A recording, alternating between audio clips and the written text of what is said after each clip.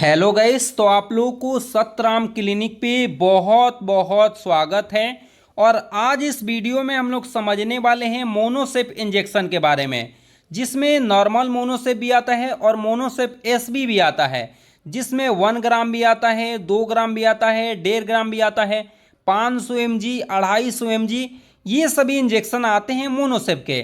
तो इसका उपयोग कहाँ किया जाता है और कितने डोज में करना चाहिए, कौन कौन से बीमारी में इसका उपयोग 1.5 ग्राम में होता है, कौन से बीमारी में इसका उपयोग 1 ग्राम में होता है, इन सभी की जानकारी इस वीडियो में देने वाला हूं। और साथ साथ ये भी जानने वाले हैं कि इसके साथ कौन कौन मेडिसिन चलाए जाते हैं, आपको कौन से बीमारी हैं तो आपको कौन से मेडिसिन इसके साथ साथ चलाना चाहिए और किस कंडीशन में इसका उपयोग नहीं करना है, इन सभी की जानकारी इस वीडियो में देने वाला हूं। तो चलिए वीडियो को स्टार्ट करते हैं और एक एक पॉइंट समझते हुए चलते हैं। सबसे पहले समझेंगे कि मोनोसिप is a antibiotics class injection. जो मोनोसिप इंजेक्शन होता है वो एंटीबायोटिक्स क्लास की इंजेक्शन होता है।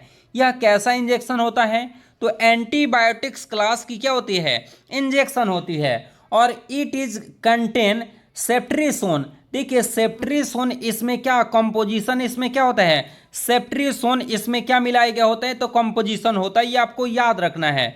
और मैं इसके साथ साथ बता दूं कि it is a popular cephalosporin antibiotics which is a use antibacterial. जो मैं बता दूं कि ये किस क्लास की मेडिसिन होती है, तो सेफ्लोएस्प्रिन क्लास की क्या होती है? मेडिसिन होती है, जो जीवाणु के संक्रमण को रोकती है। हमारे बॉडी में किसी भी स्थान पर अगर बैक्टीरियल इन्फेक्शन हो रहा है तो उसको खत्म करने के लिए मोनोसेप का उपयोग किया जाता है, जो कि बहुत ज़्यादा लाभदायक होता है। इसके बारे में कुछ महत्वपूर्ण बातें जानेंगे कि कैसे वर्क करती है और इसको कहाँ कहाँ लगाया जाता है। मैं बता दूं कि this injection is a third generation. ये देखिए मैं अभी बताया कि सिफ्लोएस्प्रिन जो है ये तीसरी जनरेशन की इंजेक्शन होता है। तीसरी जनरेशन का इंजेक्शन मोनोसेप है, आपको याद रखना है, जो कि जीवाणु से लड़ता है और उसे क्या करता है? नष्ट करता है। जब भी कोई बैक्टीरिया हमारे शरीर पर अटैक करती है और उस कंडीशन में मोनोसेप इंजेक्शन जैसे ही लगाया जाता है तो ये क्या करता है? सबसे पहले बैक्टीरिया के वृद्धि को रोकता है और उसे किल करने में क्या करता है? मदद करता है। और मोनोसेप इंजेक्शन जो होता है वो आईवी भी लगाया जाता है और आईएम भी। आईवी कहने का मतलब नस में भी लगाया जाता है और आईएम कहने का मतलब मांस में भी लगाया जाता है। देखिए जब भी इंजेक्शन लेते हैं तो इस पर लिखा रहता है आईवी या आईएम यूज ओनली, मतलब इसको हम लोग का नस में भी उपयोग कर सकते हैं और मांस में भी कर सकते हैं, लेकिन सबसे ज़्यादा इसका उपयोग होता है आईवी। इस बात को याद रखना है कि आईवी देने से तुरंत क्या मिलता है? आराम मिलता है। इस बात को आपको याद रखना है। अब जानेंगे कि आखिर इसका इस्तेमाल कहाँ कहाँ कर सकते हैं।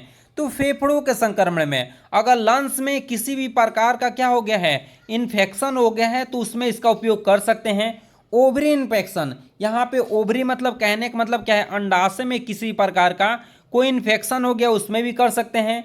ईयर इन्फेक्शन में कर सकते हैं, मेनिंजाइटिस में कर सकते हैं, या यूरिन संक्रमण में जैसे में यूटीआई हो गया, यूरिनरी ट्रैक इन्फेक्शन, या ब्लड इन्फेक्शन हो गया है, या बोन इन्फेक्शन हो गया है, ज्वाइंट इन्फेक्शन और टाइफाइड, इन सभी में इसका उपयोग किया जाता है। इन जो भी ये दिखाई दे रहे हैं इसमें इसका उपयोग किया जाता है। और इसके साथ साथ मैं बता दूं कि कहाँ इसका उपयोग एक और जगह किया जाता है। मान लीजिए आप कहीं जा रहे हैं और अचानक एक्सीडेंट हो जाता है, उस स्थिति में अगर हाथ पैर छिला जाते हैं तो सबसे पहले तो आप डायलोना लेते हैं। डायलोना के बारे में भी मैं डिटेल बताऊंगा, लेकिन अभी आप सुन लीजिए। जब भी आप जाते हैं और गिर जाते हैं तो बहुत अधिक अगर छिला जाता है तो सबसे पहले डायलोना लेना होता है, कि जो कि दर्द को कम करता है।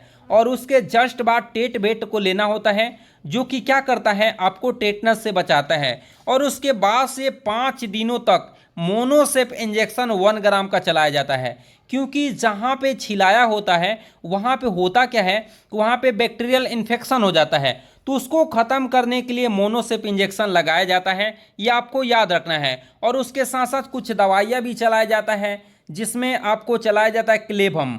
आपने नाम नहीं सुना है और क्लेवम के बारे में नहीं जानते हैं तो इसके लिए एक वीडियो डाला हूं मैं, क्लेवम 625 कहाँ कहाँ उपयोग कर सकते हैं। दूसरा इसके साथ दिया जाता है जीरोडोल एसपी। क्या दिया जाता है? जीरोडोल एसपी का उपयोग करते हैं।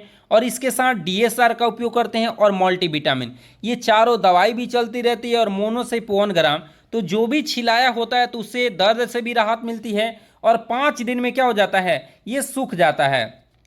अभी देखिए कि दवा कैसे वर्क करती है। तो दिस एंटीबायोटिक्स वर्क लाइट बेटा लैक्टम। बेटा लैक्टम एंटीबायोटिक्स की तरह ये क्या करती है, कार्य करती है। कौन, मोनोसेप, जिसमें क्या करती है, एस्प्रोलिन जो सेफ्लोएस्प्रिन जो होती है जीवाणु में उपस्थित पेनिसिलिन बॉन्डिंग को साइड से क्या हो जाता है, जुड़ जाता है, जिससे जीवाणु की भित्ति नहीं बन पाती है।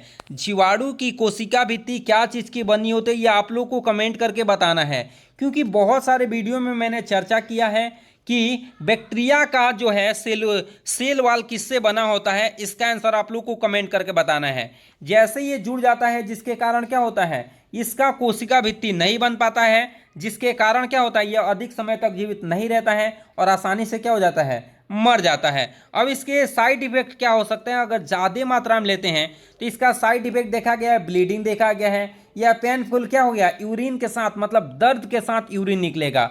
जब भी आप यूरिन मतलब मूत्र त्याग करेंगे उस समय बहुत दर्द होगा, हॉर्ट बर्न होगा, छाती में जलन होगी, नोजिया वोमिटिंग, जी मचलाना, उल्टी होगा, चेस्ट पेन होगा, स्टोमच पेन होगा, स्वेलिंग हो जाएगा। तो ये सभी इसके साइड इफेक्ट दिखाते हैं। अब मार्केट में कौन कौन से आते हैं तो मैं आप लोगों को बता दूं कि 125 mg का भी आता है, 250, 500 mg, 1 ग्राम और 2 ग्राम का मेडिसिन आता है, 1.5 ग्राम का भी आता है। रेगुलर डोज कितना लेना चाहिए, 1 से 2 ग्राम डेली लेना चाहिए। और अगर चिल्ड्रन है तो आपको कितना, 75 से 100 mg kg के अनुसार देना चाहिए, यह आपको याद रखना है। टाइफाइड अगर किसी को हो गया है तो टाइफाइड में भी मोनोसेप चलता है, उसके साथ साथ चलता है ओमसेप 200। ओमसेप 200 ये 2 टाइम चलाना होता है और इसके साथ साथ चलता है डोलो 650 3 टाइम चलाना होता है और इसके साथ साथ मल्टीविटामिन DSR चलाया जाता है और मोनोसेप रेगुलर दिया जाता है।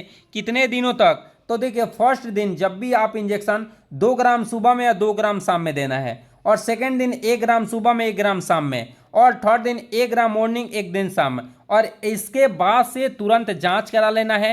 टाइफाइड के लिए जांच होता है विडाल टेस्ट, और विडाल टेस्ट से पता लग जाता है कितना इन्फेक्शन है। अगर ज़्यादा इन्फेक्शन रहता है तो 2 दिन तक और चलाया जाता है, अन्यथा क्या कर दिया जाता है, बंद कर दिया जाता है। और बच्चों में कैसे चलाया जाता है, तो यह डोज 2 दिन तक संक्रमण अवस्था ठीक नहीं हो पाती है तो 1 दिन और बढ़ा दिया जाता है। बच्चे में लास्ट 3 दिन तक ही चलता है, ज़्यादा दिन तक नहीं चलता, ये आपको याद रखना है। अब देखिए किस मरीज को नहीं देना चाहिए, अगर रक्त स्राव से जुड़ी बीमारी है, लीवर प्रॉब्लम है, या गॉल ब्लैडर में पथरी हो गया है, या कोई बीमारी है, किडनी डिजीज है, या नवजात शिशु है, तो उसमें इसका उपयोग नहीं करना चाहिए। तो आज हम लोगों ने जाना मोनोसेप इंजेक्शन के बारे में और आप भी अच्छे से समझे होंगे। और इसी के साथ हम लोग मिलेंगे अगले वीडियो में। आप लोग पढ़ते रहिए, तब तक के लिए जय हिंद।